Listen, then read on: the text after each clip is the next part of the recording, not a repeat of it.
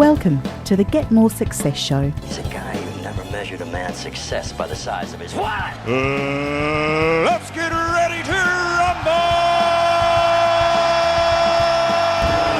It's showtime. Showtime. Showtime. It's showtime. Showtime! Let's go! And now, here is your host, Warwick Merry. Hi everyone and welcome to the Get More Success Show. I'm thrilled today to be talking to the head handwriter, the fabulous fonter of the Australian Type Foundry, Wayne Thompson. Wayne, welcome to the show. Hi Warwick. Hey, now you run the Australian Type Foundry. Tell me, what is that? Like when I hear foundry, I think iron and smashing and bashing and stuff, but I have a feeling it's a little different. No, foundries it is a lot different. Foundry is a traditional name for type, as in typefaces that were made of metal in days gone by before the computer age came along. The word foundry in type circles carries a sense of tradition and a sense of quality to it. Although having said that, because my name includes the word foundry, I often get calls from people asking for, custom forged metal products and fences and things like that, which is quite amusing sometimes. Now, the question I ask nearly all of my guests is, how do you define success? So in your life and in what you do, how would you define success? Well, I define success as basically being in control. Let me give an example. My wife and I, we live in Newcastle and we live not far from the beach.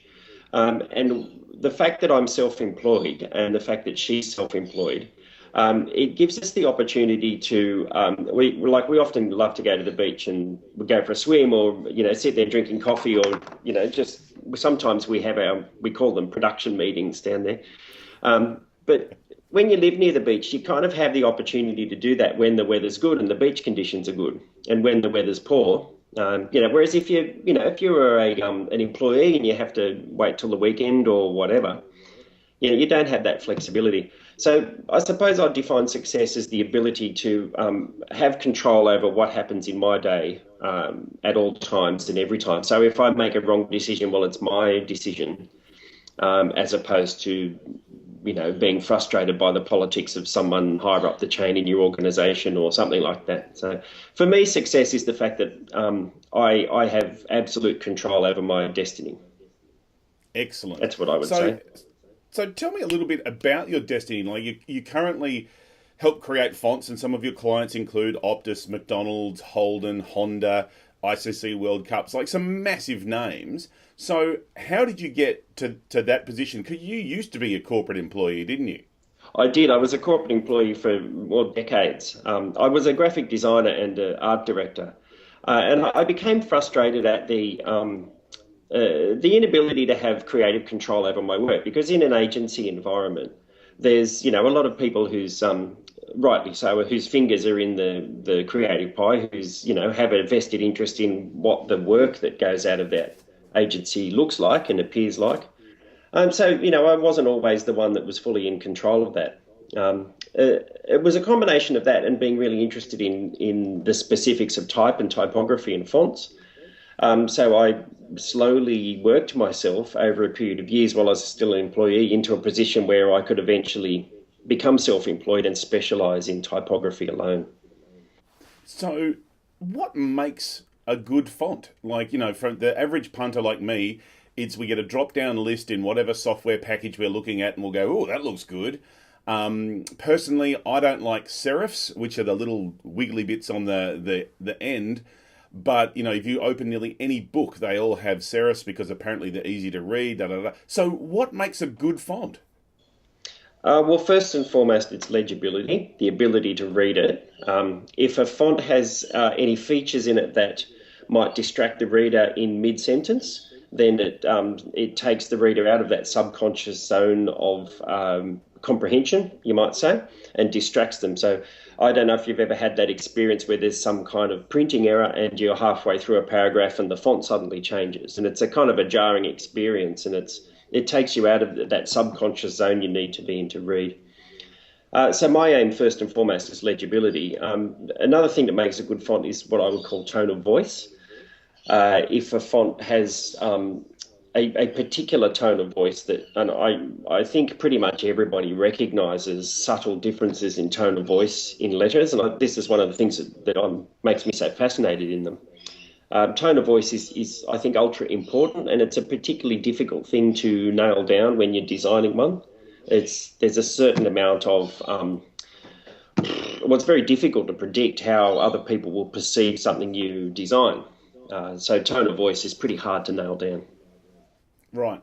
So you and I were talking before. So for Optus, the little speaky yes that's everywhere, that's something that you've created. Yes. That appears to me to be a less formal because it's got a bit more curve in it. So what was the intent behind that? Like in terms of I suppose is the character, is that right? What is the character of the font or the character of the message you're trying to get across? Yeah, I think so. The intent was to have an informal tone of voice for a telecommunications a carrier like Optus. The tone of their whole campaign is quite informal and very friendly, and they're trying to, I'd imagine, reduce the amount of corporateness in it so that customers are less likely to perceive them as a big corporate giant and more likely to perceive them as someone who understands their needs and as a consumer. So the word yes as being a positive affirmation in only 3 letters, but also they wanted to present it, and you'll see it's in a speech bubble with a little speech bubble arrow on the bottom corner. When I went through that process of designing that yes with the agency, how many options did we do? It must have been 13 or 14 separate tiny minor variations of the word yes, the way that the letters joined together, the way that letters related to each other, their size relationship to each other, all of that sort of stuff. So yeah, the tone of voice in that one is meant to be informal, and I think that's a good example of the tone we were talking about a minute ago. Yeah. So how long does it, just you look at the billboard or the signage and you see the little yes bubble, and I suppose, one of the measures of success of how good it is for you is for them to actually not notice it, in that hole. They just absorb it versus going, wow, look at that little thing. So how much effort does it take to create 13 different options of which you want them to not actually notice but just sort of subconsciously absorb? Well, that particular yes probably went over a period of a couple of weeks, I'd suppose, but that's not a couple of weeks of solid work. It's, I'd do a couple and then I'd send them through by email, and I might wait a day or 2 days, and I can't count the number of hours. There might have been, 10 or 20 hours or something involved in just that yes, right. I think. Yeah. So where do you come up with your ideas? I've seen, and I'm going to put a link to your website on the show notes so people can go and have a look at some of the different fonts. Like the one you've done for the ICC World Cup has a very Indian, Bollywoody kind of feel. Yes, it does. How very un-McDonald's is a little bit casual, but still has that sort of McDonald's kind of vibe to it. So where do you get these ideas from? How do you look at a blank slate and then go, right, a new font that no one's ever done before? Well, it's probably a common misconception that you look at a blank page and go, I'm going to come up with a font today, because it's not really how the process generally works, even though it's possible to do that, and I have done that. It's more so the font normally comes about because it answers a particular need, or a need for a particular type of communication. So in the case of the Cricket World Cup one, I worked closely with the agency that asked me to create that font. And their brief to me said that, because that particular Cricket World Cup was held in the subcontinent, their brief to me was, we're speaking primarily to an English-speaking audience, but we wanted the font to have a flavour of kind of Pan-Asian, sort of subcontinental kind of... So it had a slightly, I suppose, Indian-ish look to it, even though there wasn't any actual Indian language characters in the typeface.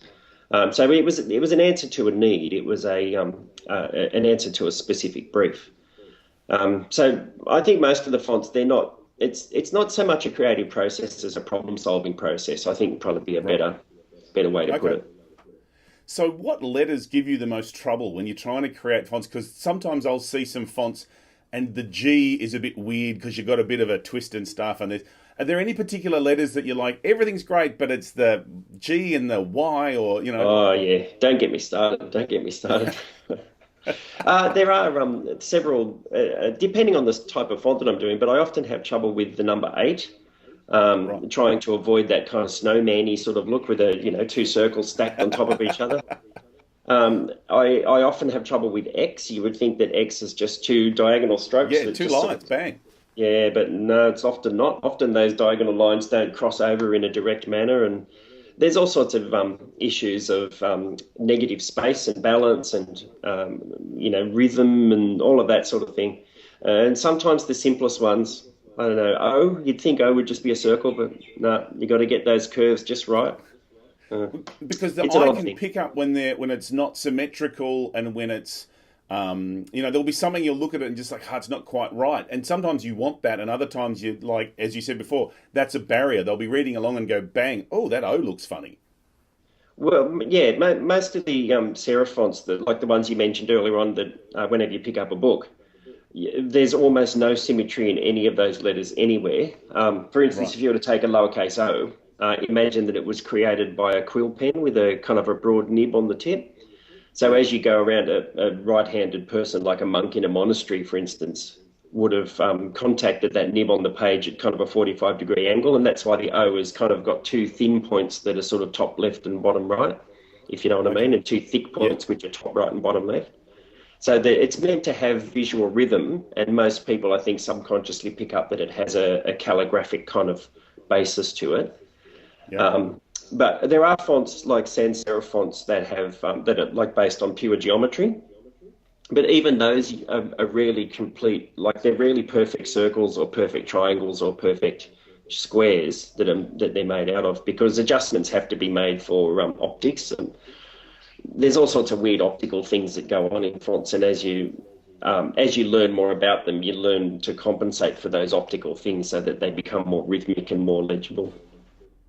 So are there any fonts that you just hate to look at? Like, I know Comic Sans gets bagged a lot, and maybe that 80s computer font that was out there. Like, are there any fonts that you just go, no, I can't believe someone created that? I don't think it would be fair for me to say that. Now, I'm not anti-Comic Sans at all. I understand why that everybody hates it, because it just gets misused. It gets used for intentions that weren't part of what it was intended to be. For instance, used in corporate documents when it was meant to be, speech, for instance. It's almost like, I think of it as The Simpsons, is that funny, casual, laughy kind of thing. So when you have this formal business memo come out in Comic Sans or a heading on a document, you're just like, what? Or as I saw it once, a big yellow warning on a railway platform that said, don't step beyond the yellow line in Comic Sans. It just makes you want to. Yeah, it just was wrong. But I do see fonts that I just dislike. But one of the great pleasures of what I do is when I see one of those fonts that I've always hated, and then sometimes you'll see it used by someone in a way that's new and creative and different, and in keeping with its intention, or in some kind of new way that you never would have expected. And I find that like really pleasurable when that happens. Right. What about a favourite font? Do you have one that you just go, oh man, I just love this and I can use it forever? Yeah, probably. There's a font called Avant-Garde, which was designed by an American in the 60s and 70s, a guy named Herb Lubalin, which I've just always loved. It's based on simple, pure geometric shapes, but it's full of fantastic design features that help to, fix up the quirks and things for legibility that I mentioned before. I've always been a big admirer of that. And I also have pretty much a less is more kind of sensibility. So all the clean, crisp sans serifs I particularly like, particularly the ones that come out of Europe. Right, cool. So meanwire, everyone who's listening goes, right, quick, Avant-Garde, let's go to Google. What does it actually look like? Sorry, I'm not likely to quote fonts that are from the, I don't know, the Windows font menu, for instance, because it's not a zone that I inhabit. Yeah, fair enough. So we've talked about fonts, and you were talking about how the monks would write it with a quill pen and stuff. So you actually also run a workshop, which is the hand. What's it called? What's your workshop called? Type by hand. Oh yes, right by hand. No, sorry, it was type by hand. Is that right? Yeah, type by hand. Type by hand, yeah. So how did that come about? Well, it came about because I kind of had the opportunity to run a workshop because quite a few people kept asking me about creating type by hand. So when I suppose I just want to try and define the difference between a font and hand lettering for a moment. Because a lot of your listeners might be a little bit confused about the difference. But a font is something that you would type on your keyboard. It's built into the computer. The full character set is there. And every time you type an A, for instance, that A comes out exactly the same way because it's a digital outline. Hand lettering is different. Hand lettering is... the point of hand lettering is that you can customize the shape of the letters and the way words relate to each other to suit the purpose that you're doing, and that purpose might be a logo or a brand or a banner or something specific to a time and place or a particular purpose. I suppose a good example might be the word Woolloomooloo, suburb of Sydney, Woolloomooloo, and if I was to type that out in a font on a computer, particularly if I was to use a handwriting font, a font that had like emulated handwriting, it's got 8 O's in it, and each O looks the same, and most people would look at that and go, okay, well, there's, because of the repetition, it looks computer generated.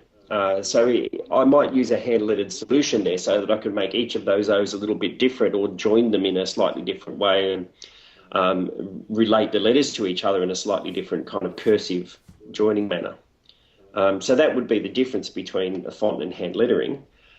To get back to the workshops, I discovered, pardon me, I discovered some years ago that let's call them the digital natives, the generation of young people that they call the digital natives. There's lots of really fantastic young designers that are coming up through the tertiary courses. But the digital native generation starts on computer from a young age and works on computer and generates their artwork and their creative stuff on computers. And a lot of them didn't have much connection between holding a writing tool or an art tool in their hand and paper. And so I started to discover this more and more. So I thought, well, I've got some of those skills from the olden days. It even pains me a little bit to call them the olden days now. It shows how old I'm getting. But I thought some of the youngies might like to, have a bit of a go at this and just kind of, it would help to inform the reasoning behind their designs and things like that. So here in Newcastle where I live, I put a workshop on. I found a little local venue and I just thought it would be a quirky little thing I'd do on the side. But it sold out within, I think, an hour.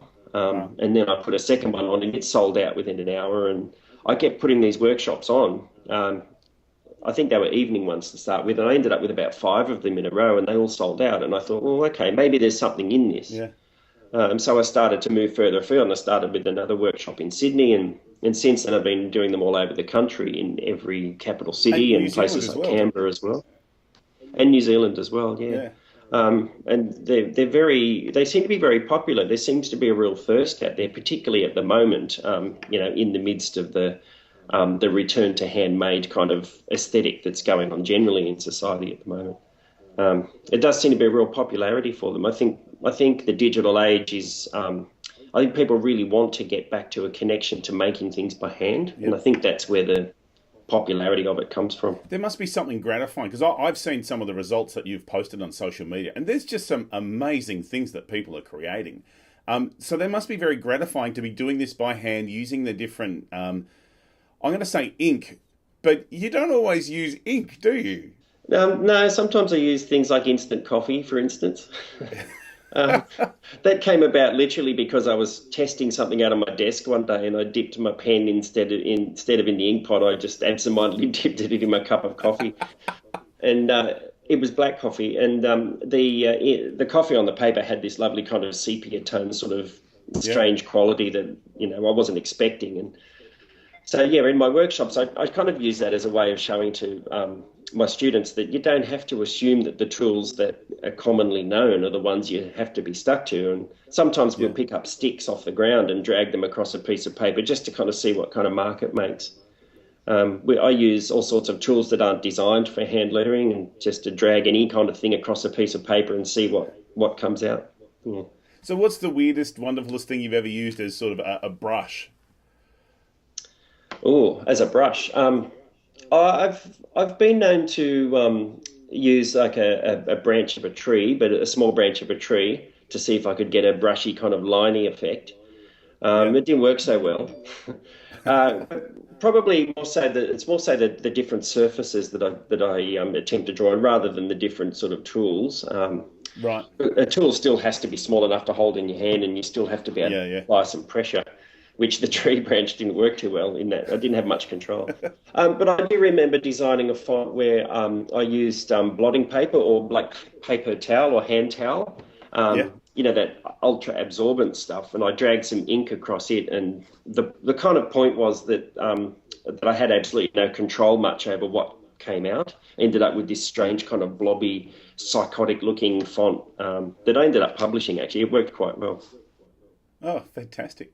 So I know one of the challenges that you do in your workshop is that I'm not sure the correct term, the sick bag challenge. Is that what you call it? Oh no, that's not something of mine. No, that was started by a fantastic Australian typographer from Sydney named Gemma O'Brien. And she tells the story about being bored while on a flight, and so she picked up the sick bag and thought, well, this is blank, I could draw on this. And I think she just wrote the words "fully sick" on it, and then Instagrammed it, and it kind of took off and became a thing. So she referred to it as the spew bag challenge, and the idea was that anyone around the world could sort of draw something on a sick bag on a plane that had some kind of vomit-based pun in it. And sort of Instagram it with a particular hashtag. So I contributed a few, but yeah, there's people from all over the world who've done that. So what is the hashtag, so people can go and have a look at some of the different entrants? It's hashtag Spewbag Challenge. Spewbag Challenge, fantastic. All right, so go and check out some of those, because again, I've seen some of those and they're really good. Like it's not just someone with a pen going, oh yeah, here we go. There's the artistry is fantastic. So you're just quickly heading back to the workshop for a sec. Who are the kind of people that come along to that workshop? Are they just people who already have a lot of graphic design talent, or is it just random punters who want to just do a little bit? Or what sort of cross-section of the community are coming along to it?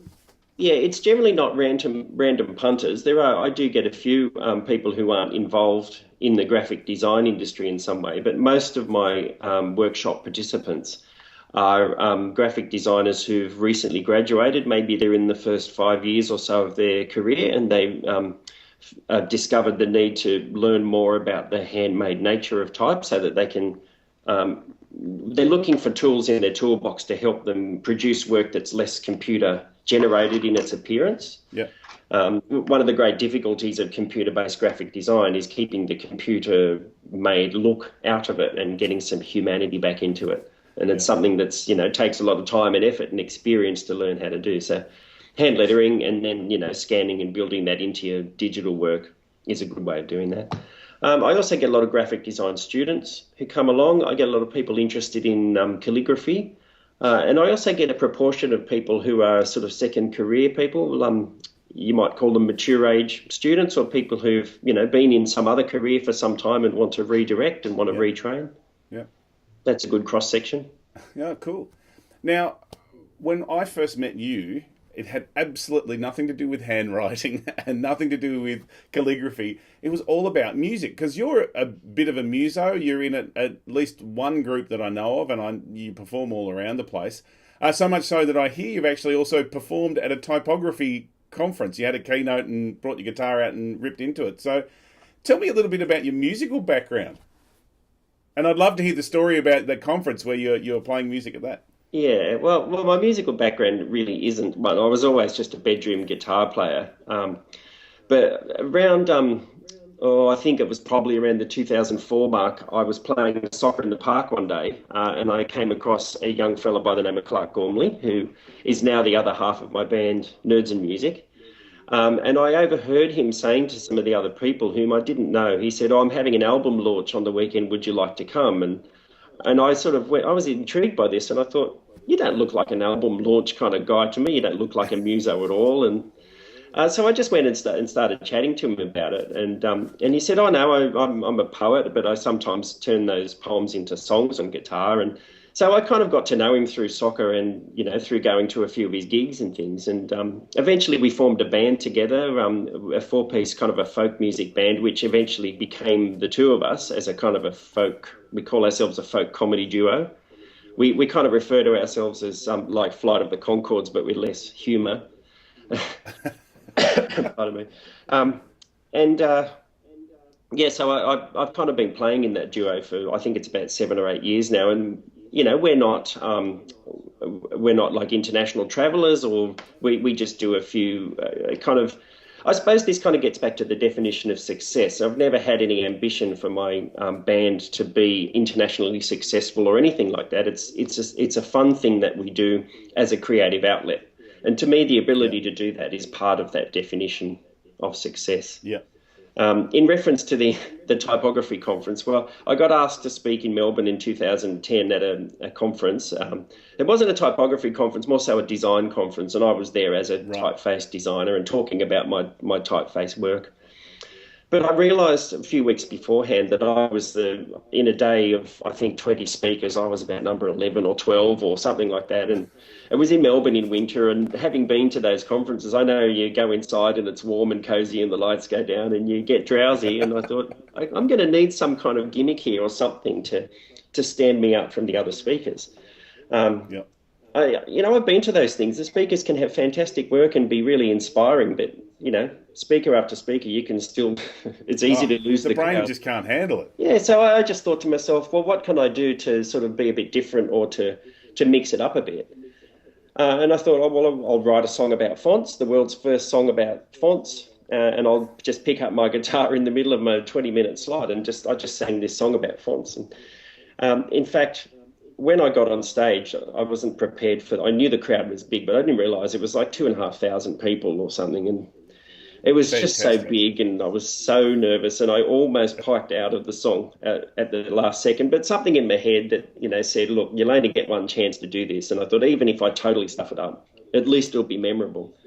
So, yeah, I pulled my guitar out and I sang this song, and I did stuff it up in a couple of places. But, those kind of small stuff-ups that people don't tend to notice too much. And and then for the next couple of days of the conference, heaps of people just came up to me and said, I really enjoyed your song, man. And I said, oh, thanks. And, eventually I got to the point where I thought, did you listen to the rest of it? I just wanted you to wake up. I didn't want you to focus on the song. But, it went really well. Biggest audience I've ever played. Rockstar celebrity status. Yeah, maybe. It's online. You want to go and look for it, you can find it online. All right, great. Oh, yeah, I'll put the link in the show notes so people can go and have a listen to it. That'd be fantastic. And as I've got your Nerds and Music album and Nerds and Music, Nerds and Words. Yes, Nerds and Music. Nerds and Music, and I really love the Geez, I Like Your Grass. That's one of my favourite songs. Well, it reminds me I need to mow at the moment. Actually, I'm looking out of my office window thinking, it's getting difficult. So, obviously you've got a lot of stuff going on with, your successful music career, as you've defined success, like having fun with friends and entertaining whomever. The Australian Type Foundry, obviously the work that you're doing on a corporate level, it's got some big brands, and the stuff you're doing in the workshop is fantastic. So what keeps you going on those days when you wake up and go, couldn't be asked doing anything today? What keeps you motivated and keeps you driving towards your success? That's a pretty tough one.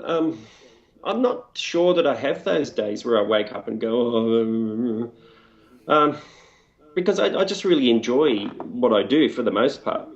I suppose, yes, you do have those days, but it's to me, it's pretty mild because I go, I'm sitting here in my office talking to you now, and I just love the environment of my office. In some ways, it's kind of a dream for me because I'm sitting here in my studio that's surrounded by pens and pencils and bits of artwork and paper and stuff that I like and stuff that I'm inspired by and bits of lettering that are sort of sitting on the wall, and there's a giant wooden C, for instance, and it's in some ways I kind of always wanted one of those creative environments that's just kind of full of stuff that I like. And if I often look around at my office and I think if I was working in a corporate environment somewhere, I probably wouldn't be able to have this level of kind of mess.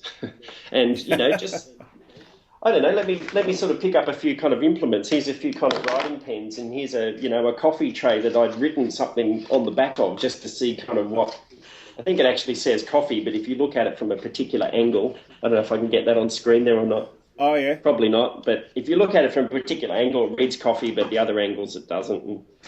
And I've got like, ink pots and things that are sort of sitting there and with Glad wrap over them to stop them drying out. And so, I just really like my environment. And I just think that I often look around and think I'm just really lucky to have, managed to work myself into this position. Lucky, but also, it's taken a long time and a lot of hard work and a lot of application. Yeah. 15 years, perhaps, from when I first started thinking. 15 years to be an overnight success. Yes, you might say that, yeah. I don't think I really have those days. There's days where I'm feeling a bit unwell or whatever, but I don't know, I just think that if you're happy and you have a real sense of purpose, then you're probably less likely to be unwell. And you're probably likely to do a better job because you're, engaged in it. Yeah. So you've obviously, created some great level of success for yourself now. And as you say, it's taken 15 years to get here. What do you wish you had known way back when? Like, what would be the 2 or 3 things you would have told yourself back then to help shortcut your success? 2 or 3. Well, one thing that I wish that I had known is that it is possible. Because I spent a long time thinking, I don't know, that's a bit of a pipe dream, or I more so spent a long time crystallising where I might sort of go. It's not something you just kind of think of overnight and go, I'd really love to do this. But when you do think of it, you kind of think, I don't know, I don't know of anyone that does that. And is it possible? Or would there be enough money in it? And all of that kind of thing.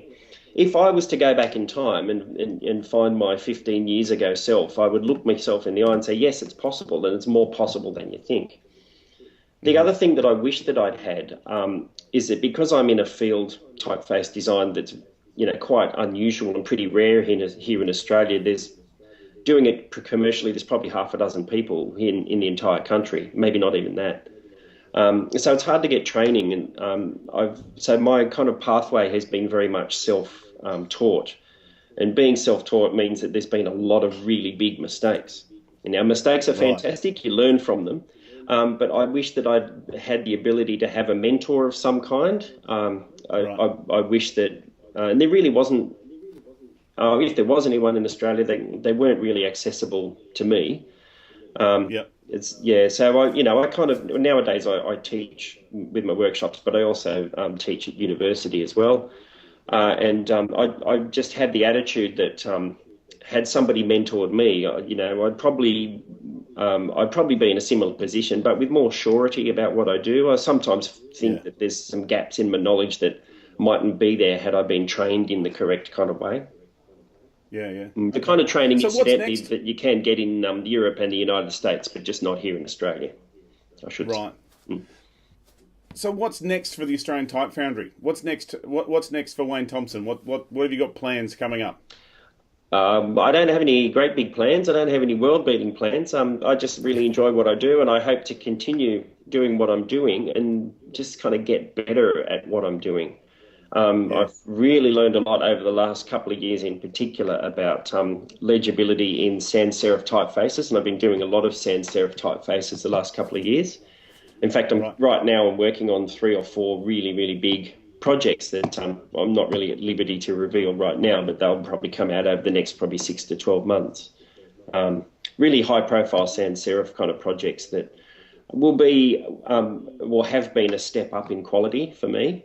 So what I would hope to do over the next 5 years is consolidate that and maybe within the next few years take it an extra step up again. Ultimately, I'd just like to be known and respected as someone who really knew their stuff and contributed something to the wider world of typography. Fantastic. Thank you so much for your time today, Wayne. It's been an absolute joy speaking to you. If people want to get in touch with you, what's the best way to get in touch with you and have a look at some of your work? It would probably be my website, atf.com.au.